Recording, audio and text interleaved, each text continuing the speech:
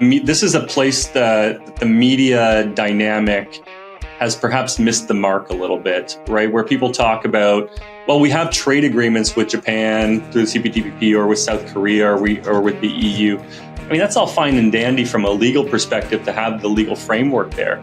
But it doesn't mean that you can replace 20 years of relationships that you've developed with your U.S. customers or your U.S. suppliers overnight. Before we get started with the show, here's a quick word from our sponsor, Global Training Center.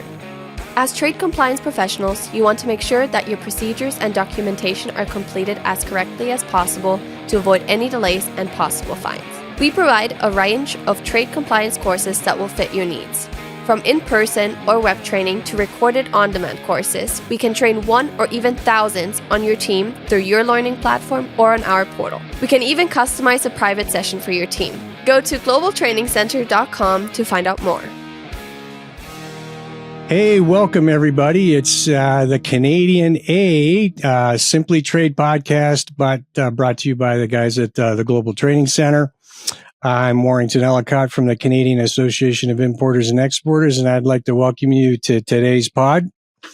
I've got two great guests with me, two great friends of the pod. Our returning champion, Will Pellerin, for his second visit to the pod, and Will's a partner at McMillan. And first-time caller, long-time listener, Tayler Farrell, also at McMillan, both on the trade front and both here to give us a great conversation about what's going on with trade, right? Nothing going on with trade, as I like to say. Boring times. Just so we timestamp this, we are recording this about noon on Monday, May the 5th. And there's a lot of stuff going on. And first of all, our election update. As you well know, we now have a new prime minister, re-elected prime minister, Mark Carney. The Liberals were successful in being elected into a minority position, as it would appear to be today. And lots of exciting things come with that. The House of Commons is going to return on May 26th. And King Charles III is also coming to Canada, as we understand, to read the throne speech. And then the next matter will be, obviously, I think we're going to see a cabinet here very shortly. And then they have to draft a budget.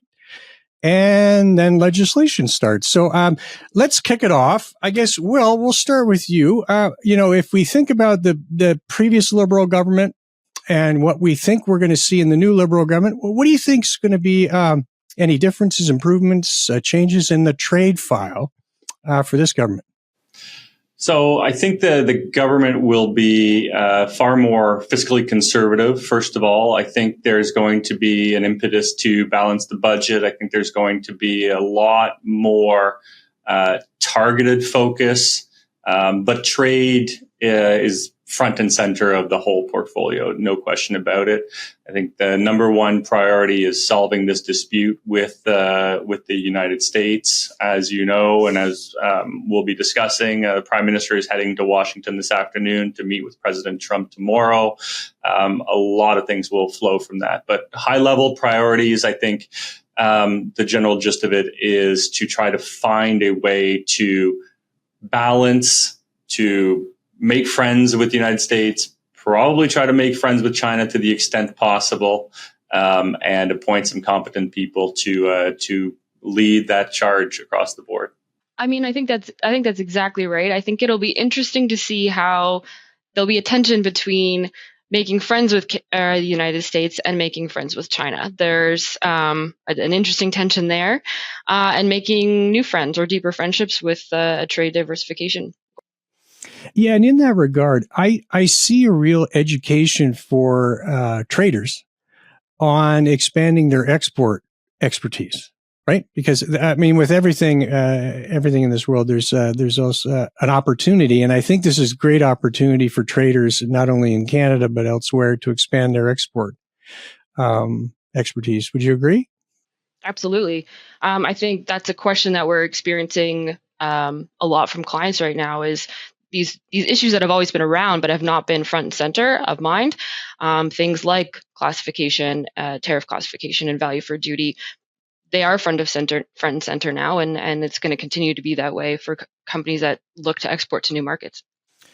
Yeah, no, Will, I guess, when someone thinks about export, what do you think is the first couple of things they should be thinking about? Yeah, I mean, absolutely. The question is market access and customers. I mean, there's the business angle and there's the legal answer, right? And sometimes those things go well hand in hand, but the primary one is who's going to buy this product, and can you find alternative buyers, and what's it going to cost to actually ship, right? If you're a furniture manufacturer in Manitoba and you've always been shipping south to Chicago, that made a lot of sense. Can you now ship and turn that and sell to the Italians or the French or the Brits from, Winnipeg in a commercially reasonable manner? Maybe not. So it all depends on the industry and all depends on the sectors, and making sure that you find buyers for those products where you can be economic in shipping that product.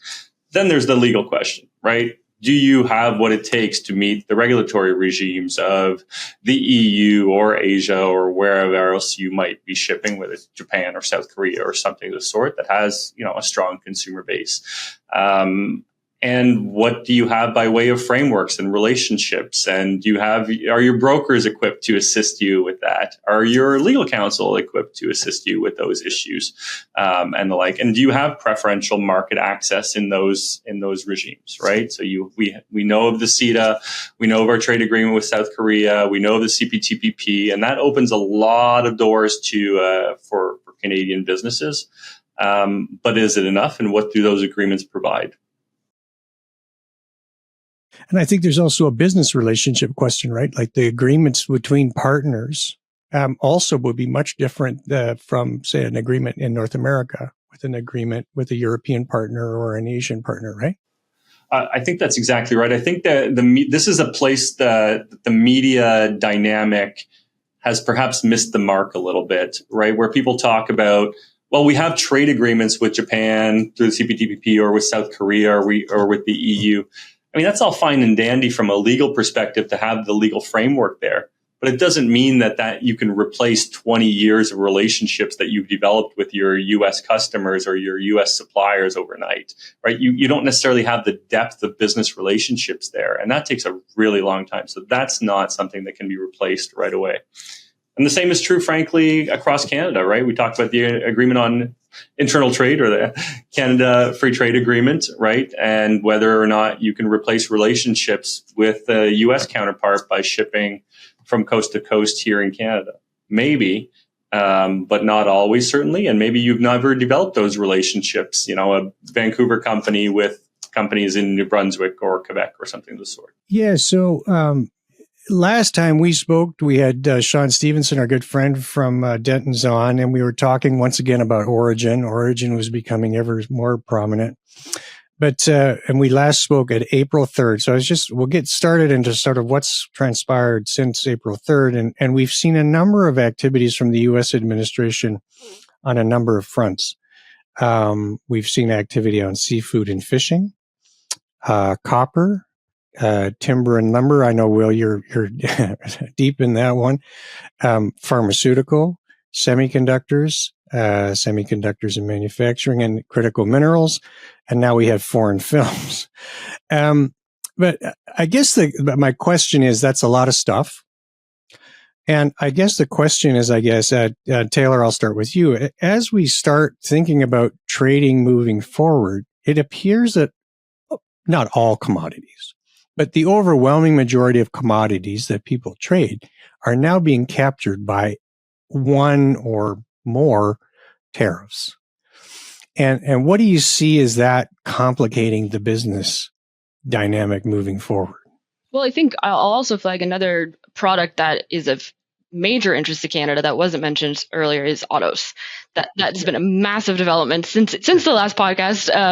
And from a Canadian perspective, that's been front of mind, absolutely. But when it comes to all these new products being captured by tariffs, it's a new cost that companies haven't had to account for before, haven't had to consider before, and need to consider how they want to deal with it going forward. And can they lobby with the government to get exceptions?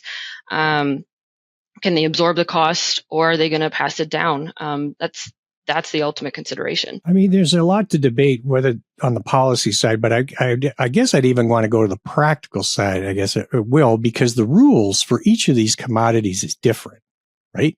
So if let's say you're a multi-trader and you're captured by multiple dynamics here, the complications on one's business and the complications on its legal construct is also quite increasing in complication, right?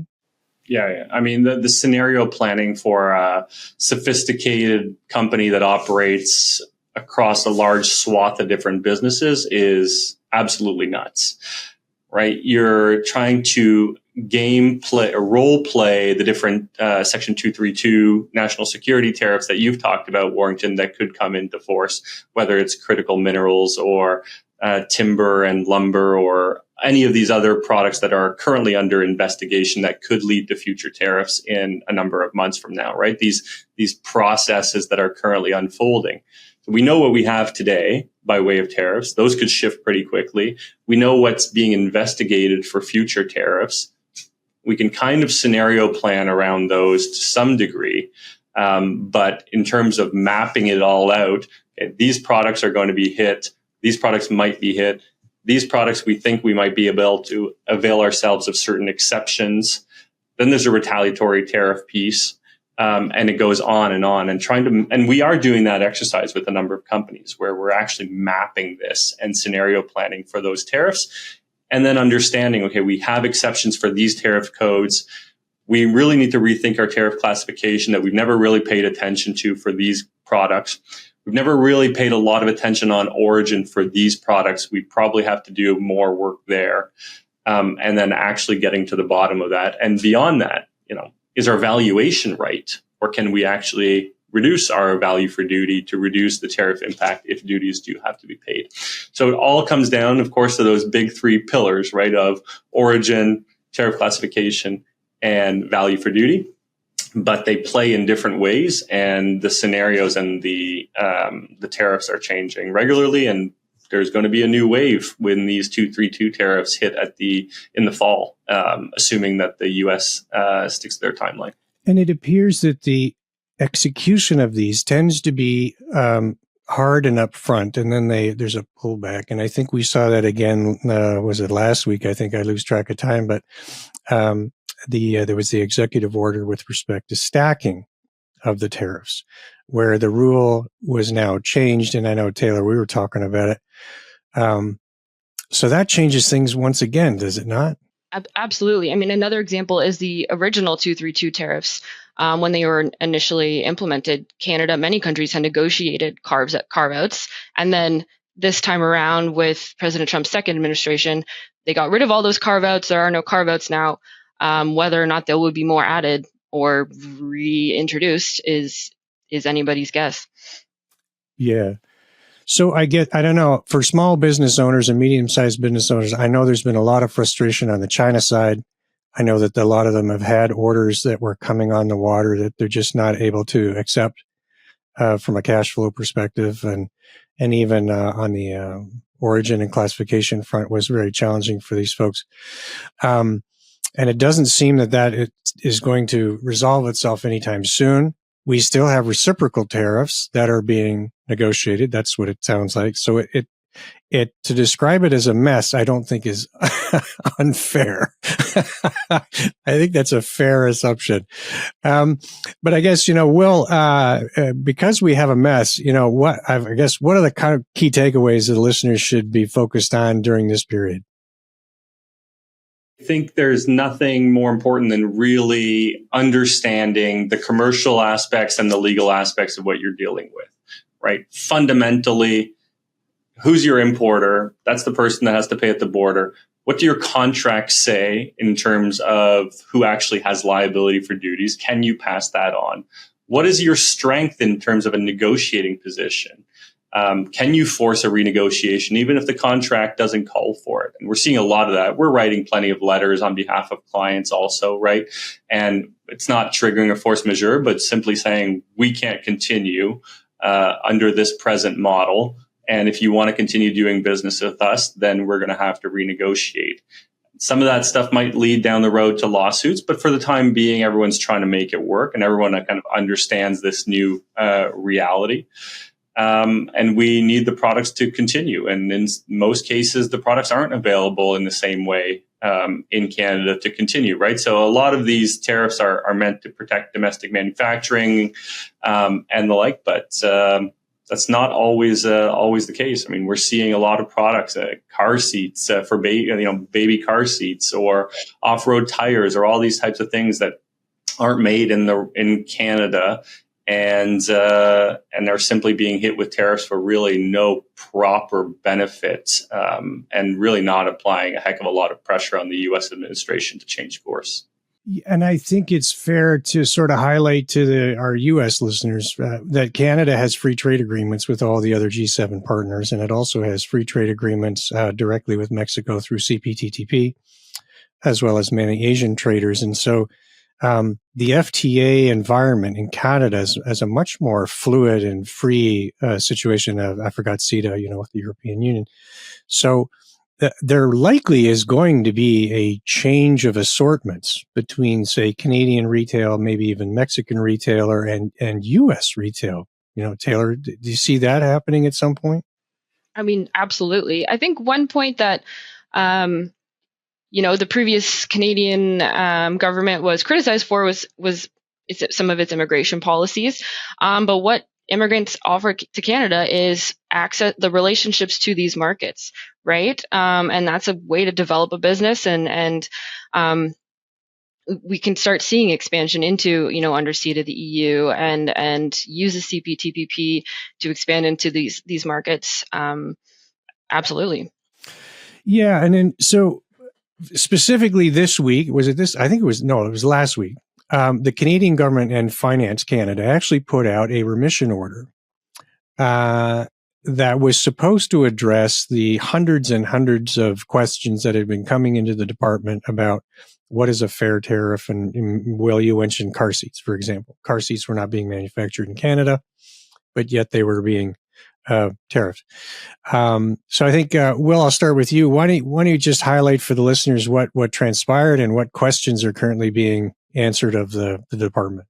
Right. So I think you're absolutely right to focus on this remission order, this exception that was released on April 16th, Warrington, because it is a big deal, and we've spent much of the last week figuring it out and working through it. So high level, this provides a remission or an exception for all the tariffs that have been applied since March 4th. To be fair, it's the Canadian retaliatory surtax. Correct. Just to be correct. fair. So that's all that's being hit here so it's removing the tariff or removing the application of the tariff, rather, for Canadian businesses when the imports relate to a number of different things, including health, national security, right, where the importer is a hospital or something of the sort. But very, very importantly, and perhaps most importantly in all of this, is this exception for that doesn't basically takes the surtaxes away for goods that are used in manufacturing or processing of other goods here in Canada. So basically, and we've had conversations with the Department of Finance on this, really for input goods primarily, right? Goods that Canadian manufacturers need for their own manufacturing operations that they couldn't get from outside the United States. And it was really important to the government that those goods not be hit. The Department of Finance told us that they had about 600 remission applications in the queue. Most of those might not be fully formed or fleshed out and probably would take a long time, but this probably takes care of hundreds of those requests and immediately gives relief to companies importing and actually applies retroactively back to the original tariff, whether it's the March 4th or the March 13th date. So you just, apply the order in council code into your customs paperwork and Bob's your uncle. Now, Tayler, there is a sort of level of due diligence that needs to be done here. You just can't pick an argument of remission out of thin air. You got to have some justification for that. And there was also an option for an advanced customs ruling. Is that correct?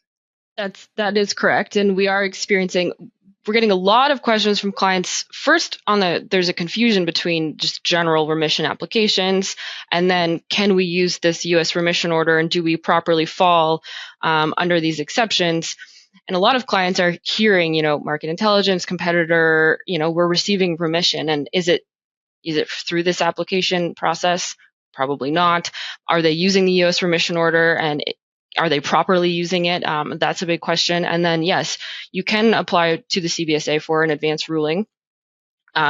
Query how fast they'd act, like how fast you can get that ruling in time for your import. And keeping in mind, the U.S. remission order is only available for goods that are imported before October 16th, 2025, so 6 months. So where time is of the essence, is the advance ruling a great option? And I think the practical recommendation for our listeners in, Mexico, U.S. is they need to contact their business partners in Canada and have a discussion about whether there is a chance that we can apply. And then, of course, their Canadian partner would take the lead in initiating that remission order. But I think there's some opportunity, at least to explore the question and then execute a remission request, right? That's fair, Will?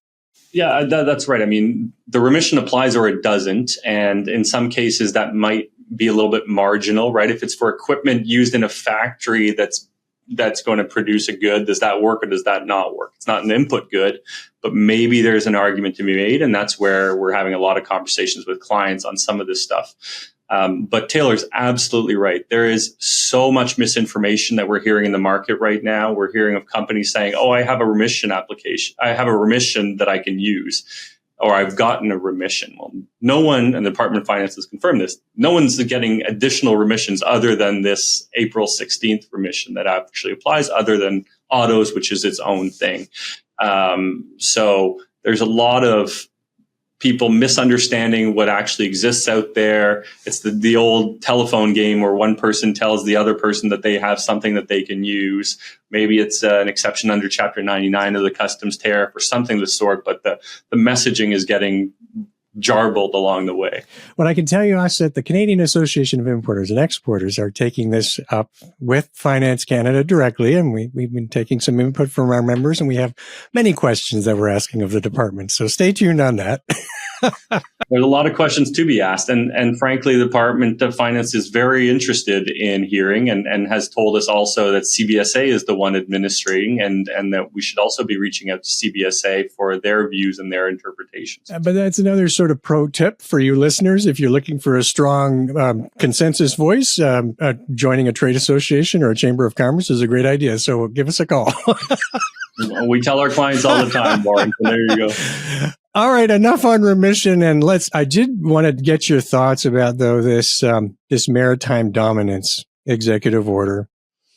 It's quite broad, and it impacts both the Chinese vessels of China origin, and it also then reflects on the owners that may be of Chinese origin, and then vessel operators in auto, and so it's a complete.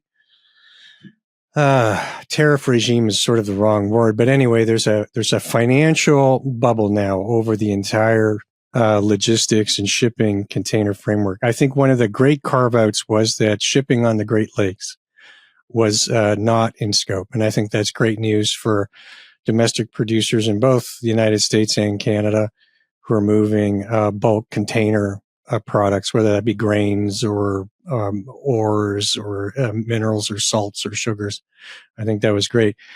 But Will, I was interested in getting your thoughts on, like, obviously this is going to have a massive hit on cost, and where is that gonna lay in the supply chain, and maybe even the legal context moving forward. It's a really good question. We're struggling with it. I mean, first of all, it's not really a question of Canadian law, so we don't spend a lot of time advising in that space. But you're absolutely right. Like, from a commercial perspective, it's just another bump in the road or actual roadblock in some cases, right?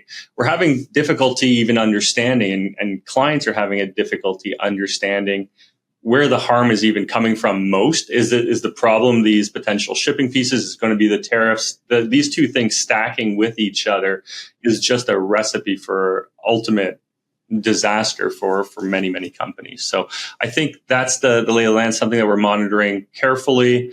But on the Canadian side, we don't yet have a heck of a lot of insight into how it's all playing out, precisely because of the exception on the Great Lakes, amongst other things. I think I'm gonna call up our friends at the Vancouver Port Authority and the Montreal Port Authority and have them on the pod. But I mean, clearly, I think this is another input cost that business did not think about, or couldn't even imagine that this was going to be an issue.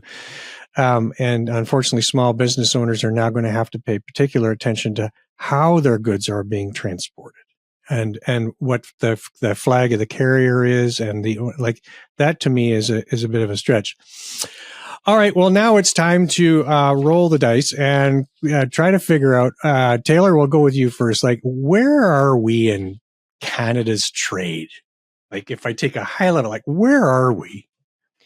I think where we are is it's three-pronged. I already indicated trade diversification, exploring new partners, reducing interprovincial barriers, reducing regulatory burden. And I mean, in Prime Minister Carney, in the Liberal platform, there was, mention of investing in infrastructure, rail, ships, and that will be a goal, hopefully, if followed through with, that'll go a long way towards reducing these, even if not legal barriers, like just geographical barriers. And then also, I think there needs to be an increase, or I expect to see an increase in defense spending.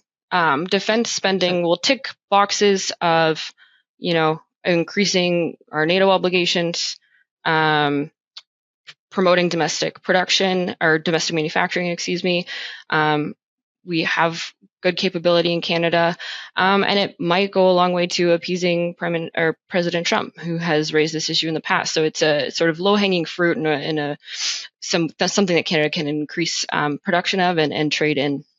So I'll submit, though, that my expectation, though, is if there is infrastructure investment in Canada, there's going to be a procurement policy also, which is going to reward Canadian producers in those contracts, right?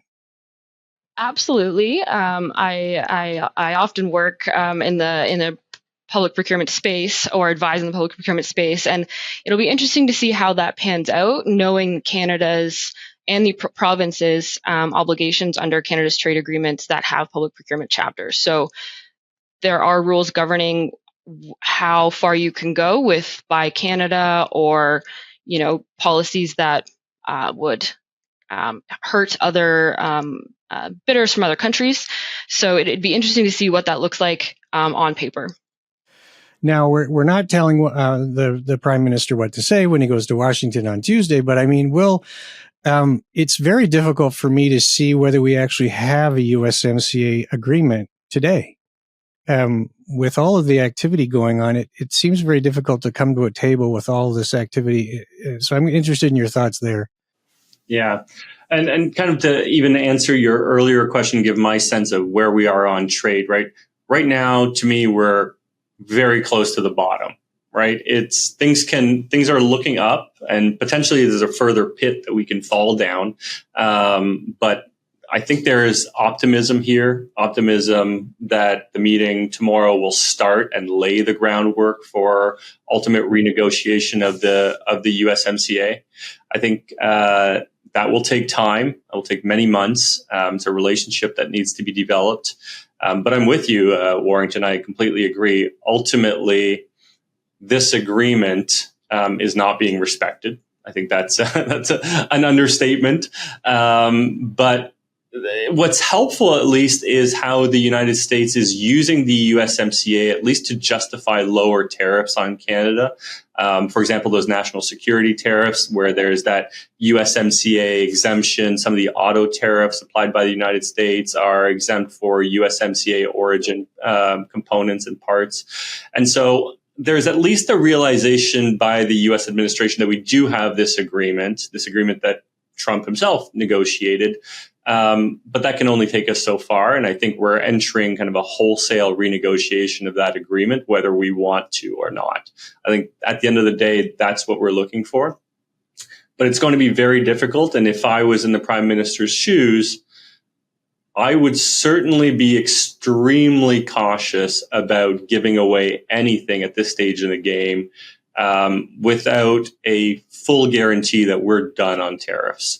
And you can't just offer a little bit to remove the tariffs as they stand, knowing full well, as we know, that these other tariffs, so these 232 tariffs, are being threatened and could be imposed tomorrow morning, right? So if we're going to actually renegotiate to remove the tariffs, it has to apply to these tariffs, but also to all these threatened tariffs that could take effect in the coming months, or we're right back to square one and we've done nothing for ourselves.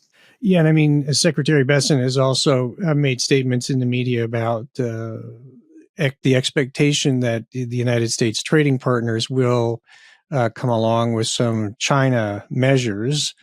And if that's not the case, that there might be some punitive actions against those traders. So, Tayler, my criticism many years has been that Canada really hasn't had a China trade strategy, frankly.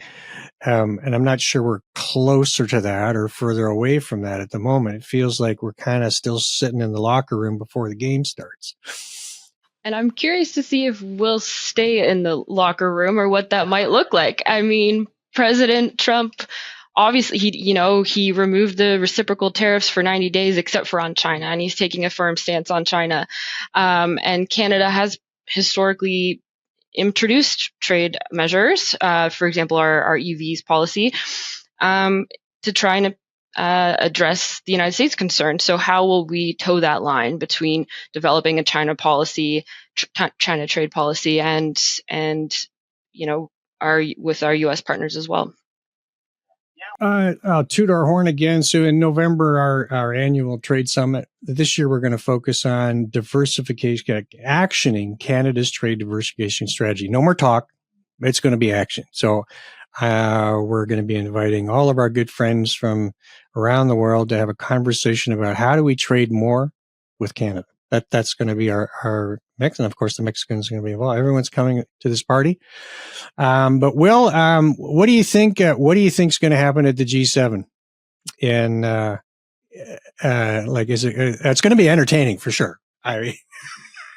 Yeah, I think the tone will have changed significantly. I think that obviously Prime Minister Trudeau and Prime Minister Carney are very different people. Trudeau had a bent of being the progressive standard bearer globally. That is not the case with Prime Minister Carney. I think that we're kind of in for a bit of a reset of the relationship and of Canada's place and how we play globally, rather than being kind of the global voice for progressive trade or what it may be. So I think it might be a bit of a boring G7, actually. Okay, you heard it here first, folks. Yeah, and I think that's probably what Canada wants ultimately at this point. I think the Prime Minister is getting his, I don't know. Is Carney a golfer? Can he take the president out at the golf course there? He plays hockey, but I don't know if he's ever. I don't know what his golf. He can't swing a golf club. No, he doesn't work. Oh, that's no fun. Tayler, you were trying to jump in there. What do you think? Well, I'm interested to see. Prime Minister Carney has relationships with some of the folks that will be attending the G7, and President Trump has imposed measures that have not made himself friends with those of the G7. So that's an interesting dynamic to start with, to see how that plays out. The Sherpas are flying around and trying to get consensus as we speak. And I know Matt Holmes at the Canadian Chamber was doing some activities. So keep on it, Matt. Keep going. Well, I'm going to wrap it up here, but I wanted to send some congratulations to the Simply Trade folks. That this is they've had 300 episodes, and we at IE Canada have been blessed to play a role in that. So congratulations and happy birthday and happy 300 pod. This is 302, so we're happy to be 302. This is great. So once again, Will Pellerin, Tayler, Farrell from McMillan in Ottawa. If you need some assistance, by all means, give them a call. And great to see you guys. Likewise, fantastic. Thanks for having us. I'll probably see you in Ottawa soon. Anytime. All right, folks, you have yourselves a nice day. Thank you very much for joining us. Simply Trade is brought to you by the generous contributions of Global Training Center. You can follow the show and GTC on LinkedIn or Twitter and other social networks. Make sure you check out the show notes in the description for a full rundown of today's show with all the important links. Also, make sure that you share this with a friend and subscribe on your favorite streaming platform. We really like hearing from you. If you enjoyed the show, make sure to rate and review wherever you listen to this podcast. If you or someone you know would like to be a guest on the show or would like to sponsor Simply Trade or suggest any topic you would like for us to discuss, please contact us via email at simplytrade@globaltrainingcenter.com, or you can DM us on Twitter at simplytradepod. Thank you again for the privilege of your time. Happy trading. Simply Trade is not a law firm or an advisor. The topics and discussions conducted by Simply Trade hosts and guests should not be considered and is not intended to substitute legal advice. You should seek appropriate counsel for your own situations. These conversations and information are directed towards listeners in the United States for informational, educational, and entertainment purposes only and should not be substituted for legal advice. No listener or viewer of this podcast should act or refrain from acting on the basis of information on this podcast without first seeking legal advice from counsel. Information on this podcast may not be up to date depending on the time of publishing and the time of viewership. The content of this posting is provided as is. No representations are made that the content is error-free. The views expressed in or through this podcast are those of the individual speakers, not those of their respective employers or Global Training Center as a whole. All liability with respect to actions taken or not taken based on the contents of this podcast are hereby expressly disclaimed.